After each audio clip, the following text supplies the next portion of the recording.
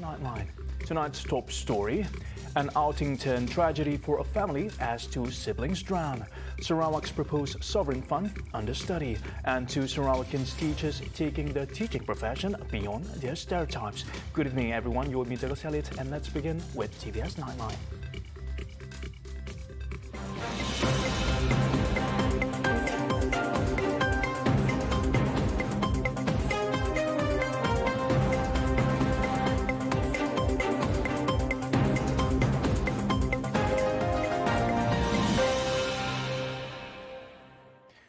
We begin with our top story.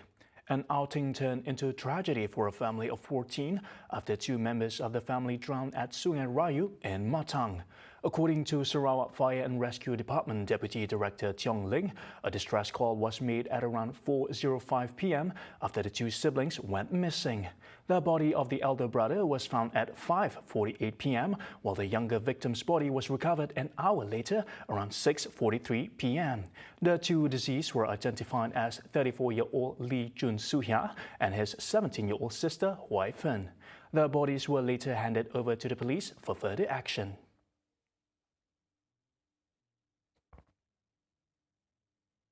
Sarawak will announce its decision on the proposal to set up its own sovereign wealth fund once a study has been completed.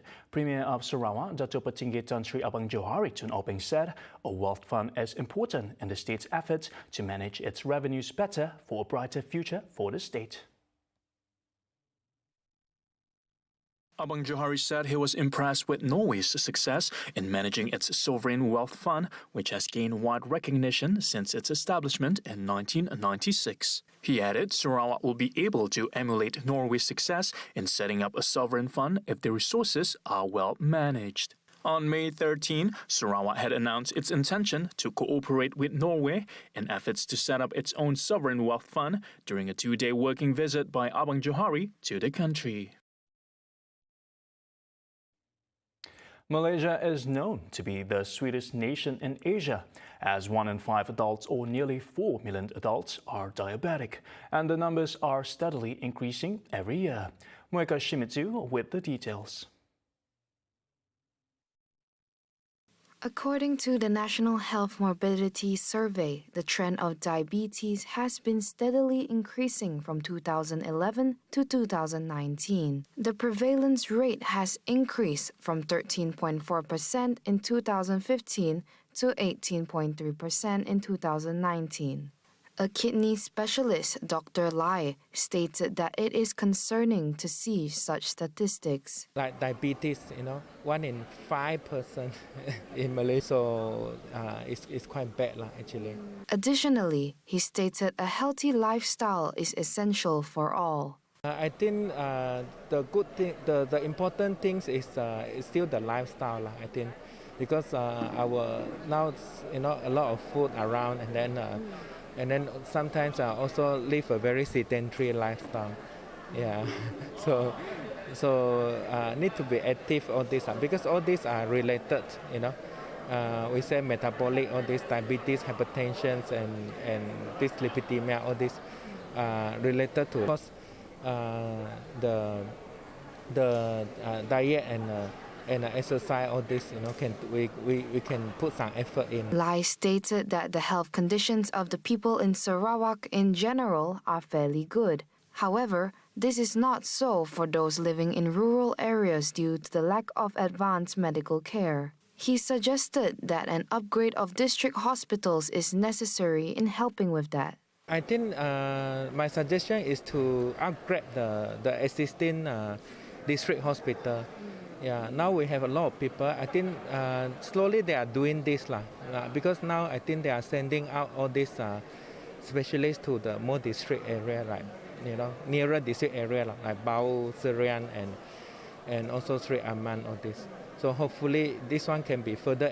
Meanwhile, in conjunction with WESAK Day on Monday, May 16, Sungai Maung Methodist Church and the people from Taman Flora Indah organized an annual free health screening at the Arang Road Indoor Basketball Court for the residents in the area. The chairman of the Padawan Municipal Council, Law Ke Chiang, expressed his joy in seeing the initiative taken for the people of Sarawak.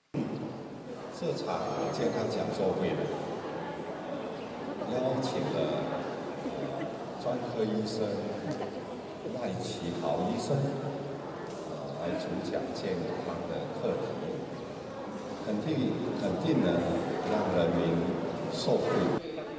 Health is truly an important topic that we may overlook because of our desires or the lack of knowledge that we have. However, us as the public should learn to equip ourselves and take care of our own bodies as many diseases and sicknesses are coming up.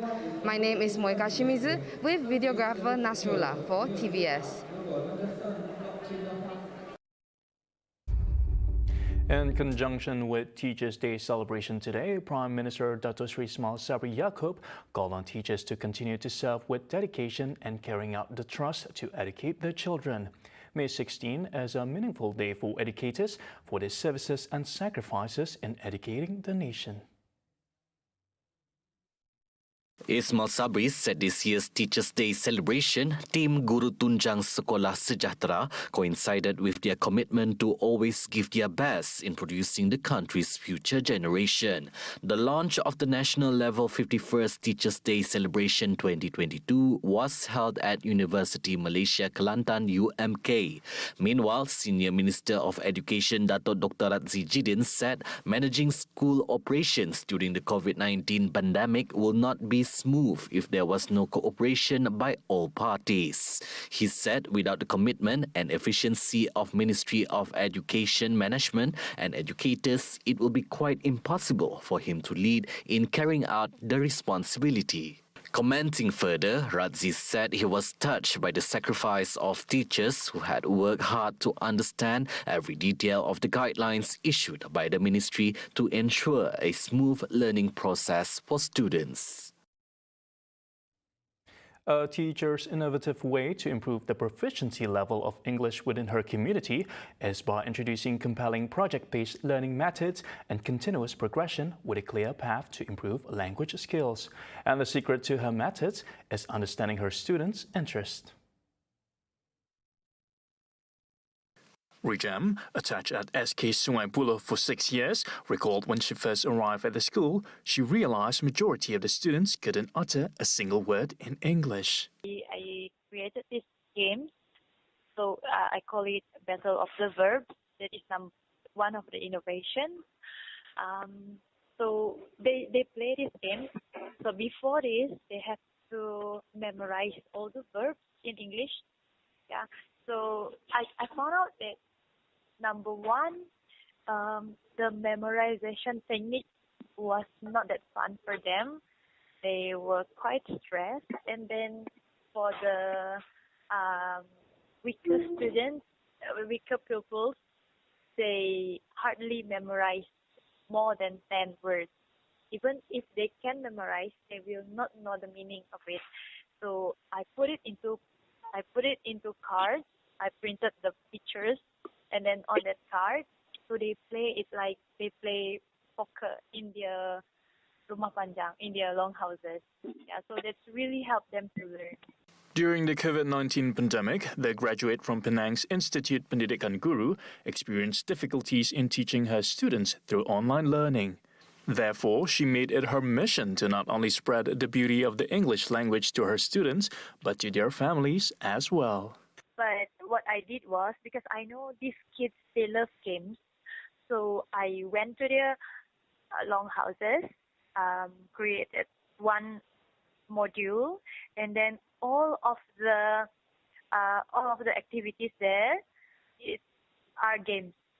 Yeah, like neck and ladder games or spinning wheel, something like that. So they can play with their parents, they can play with their siblings.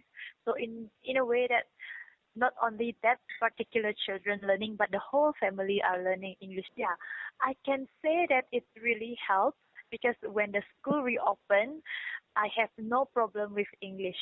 They didn't forget what they learned before, and then motivation-wise, they are still very motivated to learn, to sing in English, to speak in English. So I can say that that games and then that innovation help the children not to be help to reduce learning loss. There's still learning loss, but it helps to reduce learning loss. As a form of motivation, she posts their achievements on her Facebook page. Her effort has earned her the honor of being the first Sarawakian to win the Global Teacher Award 2021, organized by New Delhi-based AKS Education Awards. At the same time, Tessie dreams of being stationed in her hometown Bao one day, where she can introduce her program to her own community. In all religions, kindness to animals is an exalted virtue. A primary school English teacher, Muhammad Nazmi Rosli from SK Luagan, Laos, wants to instill this virtue among his students in Islamic education. As animals are God's creations, human beings have a duty to look after them. Instead of following the set syllabus, the 29-year-old teacher decided to take it one step further. When contacted by TVS, Nazmi said the lesson involved teaching his students on how to clean themselves if they accidentally be in contact with a dog. Nazmi, who has been a teacher since 2017, said he decided to add the extra lessons as he wanted to change Muslims' perception about animals considered haram due to his previous encounters. During the PDPR, during the school PDPR, we have to hantar, some teachers have to go to pedalaman school and hantar kerja rumah. And in pedalaman, there's a lot of people who have pigs and dogs. And I don't like to see teachers, rasa gelinya hantar ke rumah macam ni ada anjing. So I don't like that thing. So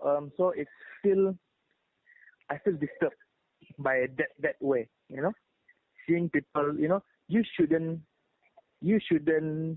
feel that way, because in some families, dogs and pigs are already part of the family. So as a teacher, you must have not that way, because in Islam, if you handle that thing, pig and dog, there's a way to cleanse yourself. So it's not actually a big issue. So in my lessons, I want my students to understand that. The teacher even included a soft toy puppy and a toy doghouse that he purchased to illustrate his point. When he introduced the method, the students at first hesitated but slowly changed their way of thinking. In that lesson, I tell the kids, the owner of this dog is on vacation and the dog are in trouble. You saw the dog tercekik, choked by something the dog ate. And what should you do? Can you do something? Most of them initially hesitate, Allah, it's a dog, I cannot do anything, I cannot. And then when I explain things and stuff, there's a student volunteered to help. So slowly the student understand, as long as animals, haram or not, there's a way to handle it, there's a way we are asked to do our job to help the animal. And the students really like it, and they experience new things. This is a student of my class also keep on, when they see dog, they keep on baling with batu and all. When I handle the entire lesson with them, they slowly understand, they slowly know what to do, and the response is good. Nazmi believes that situational learning such as these would help students challenge their preconceived notions. He is also pleased that his colleagues support his teaching methods and hopes that this will nurture a new way of learning for his students.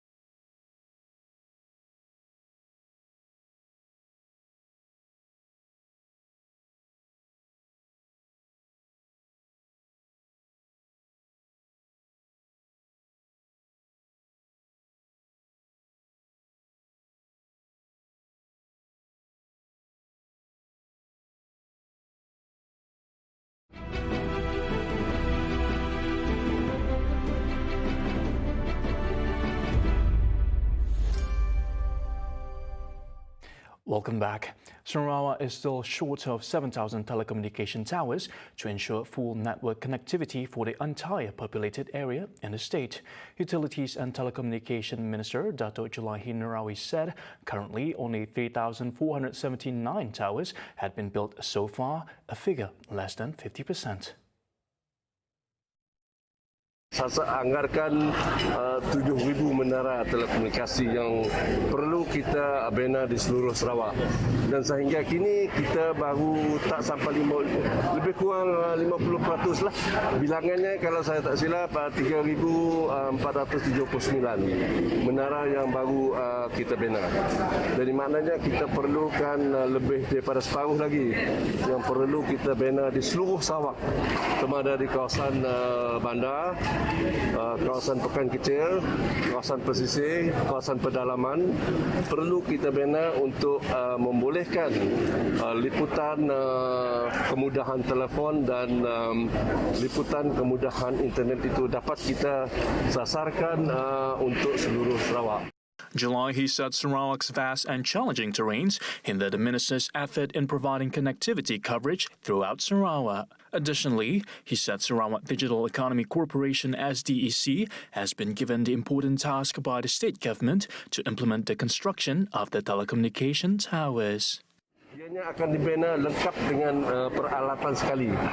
Sebelum itu cuma menara saja. Jadi maknanya itu tambahan kepada menara telekomunikasi yang perlu dibina di seluruh Sarawak. Dan selain daripada menara yang dibina oleh SDEC, kita juga ada menara yang dibina oleh Suruhanjaya Komunikasi Multimedia Malaysia. Kerana kerajaan pusat memperuntukkan 4 bilion untuk membina menara telekomunikasi di seluruh Sarawak. Jadi untuk kedua-dua kemudahan telekomunikasi yang dilaksanakan oleh agensi peringkat Sarawak dan agensi kerajaan pusat, Sarawak government aims to achieve full network coverage by the year 2025. Here's something interesting. Malaysia has been ranked the 8th most dangerous country to drive in. An online driver's website, JOKOWI, stated that Malaysia recorded an overall safety driving score of only 5.63 out of 10. The top 10 most dangerous countries in the world to drive in included Thailand, India, Argentina, and the United States, with South Africa being the worst. Meanwhile, Malaysia recorded 22.5 scores for road traffic deaths per 100,000 of its population, the second highest on the list.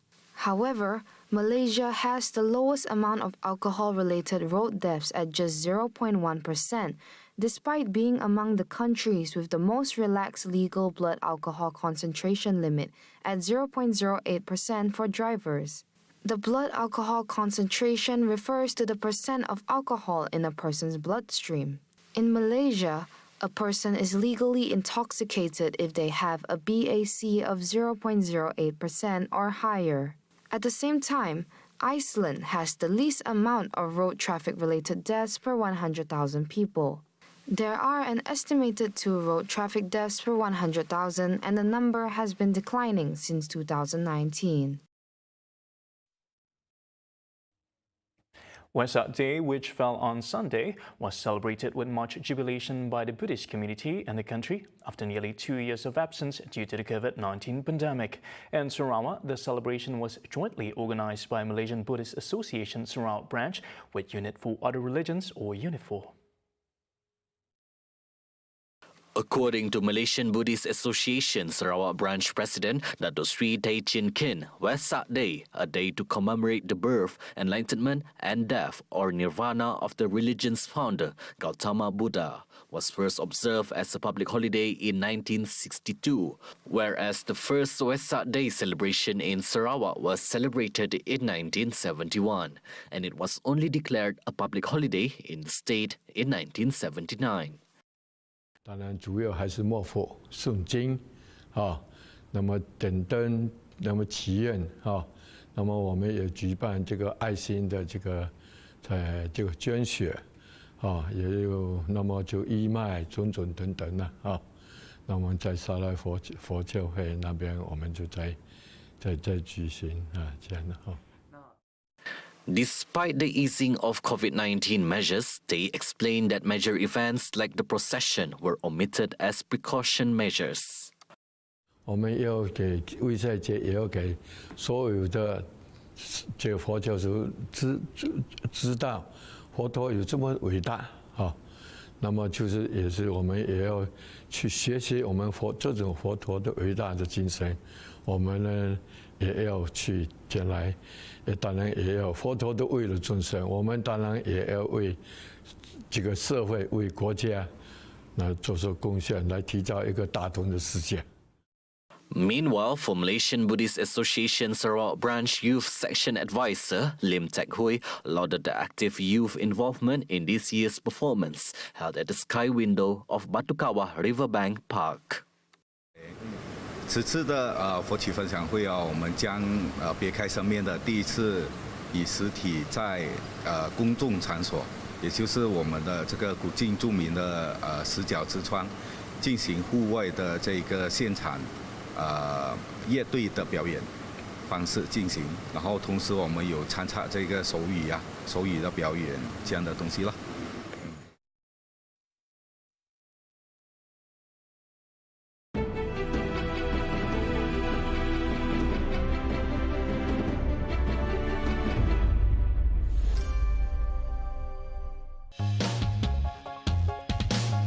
Mari berhibur bersama TVS dengan drama romantik komedi dari Thailand. Penat lokit.